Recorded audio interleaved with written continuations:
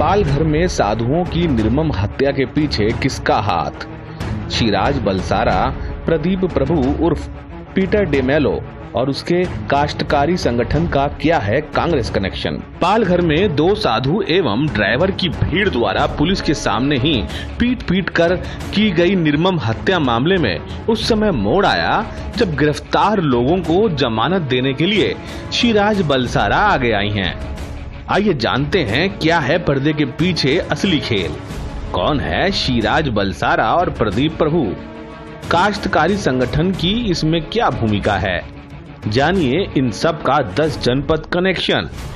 ये हैं शिराज बलसारा, जो काश्तकारी संगठन नाम के एक एनजीओ की प्रमुख हैं, जिसके ईसाई मिशनरियों के साथ संबंध हैं। यह मुख्य रूप से संगठन चलाती हैं। ये है शिराज के पति प्रदीप देशभक्त प्रभु। ये कोई हिंदू नहीं है, बल्कि इसका वास्तविक नाम पीटर डिमेलो है। प्रदीप प्रभु उर्फ पीटर 1975 से 1976 ठाणे में थालासरी चर्च में क्रिश्चियन पादरी था। 1978 में प्रदीप ने काश्तकारी संगठन का निर्माण किया। लाल पार्टी के साथ प्रदीप प्रभु के अच्छे संबंध हैं। प्रदीप प्रभु उर्फ पीटर का कांग्रेस के सदस्यों सहित सोनिया गांधी तक पुराना और गहरा नाता रहा है, जिसके चलते प्रभु यूपीए सरकार में सोनिया गांधी की अध्यक्षता वाली यूपीए 2 सरकार में नेशनल एडवाइजरी कमेटी का विशेष सलाहकार भी रहा। इस ग्राफिक्स के जरिए आप समझ सकते हैं शिराज बलसारा और उसके पति प्रदीप प्रभु और पीटर डिमेलो, उसके संगठन काश्तकारी का कांग्रेस का कनेक्शन क्या है। सीपीएम के जो आरोपी इस घटना में गिरफ्तार हुए हैं, उनकी जमानत के लिए शिराज क्यों प्रयास कर रही थी?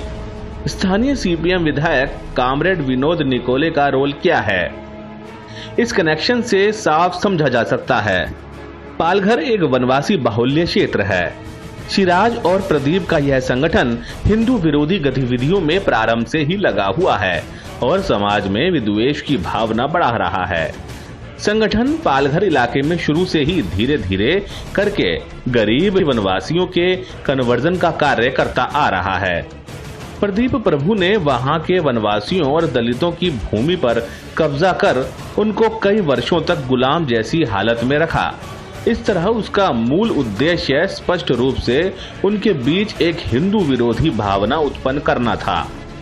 प्रदीप प्रभु के देश भर में 2 दर्जन से अधिक ईसाई गतिविधियों में सक्रिय संस्थाओं से भी जुड़ा हुआ है। यही नहीं, हिंदुओं के विरोध और ईसाइयों के हित में काम करने वाली ऑक्सफेम क्रिश्चियन फंडिंग एजेंसी से प्रदीप प्रभु और पीटर डिमेलो के गहरे संबंध हैं। इस एजेंसी की फंडिंग और पीटर के संबंधों की भी जांच होनी चाहिए। इन सब तथ्यों पर अगर गौर करें तो प्रदीप प्रभु और पीटर और उसका संगठन काश्तकारी महाराष्ट्र ही नहीं, देश भर में आदिवासी क्षेत्रों में वहां के भोले भाले लोगों के नाम पर कन्वर्जन के साथ साथ हिंदू विरोधी गतिविधियों में दिल्ली के 10 जनपद की छत्र छाया में खूब पल्लवित होता आया है। अब देखना यह है कि क्या पालघर में इन संतों की निर्मम हत्या के दोषियों को तो सजा मिलेगी ही, पर जो पर्दे के पीछे असली खेल खेल रहे थे, क्या उन तक जांच की आंच जाएगी? क्या पीटर की असलियत सबके सामने आ पाएगी?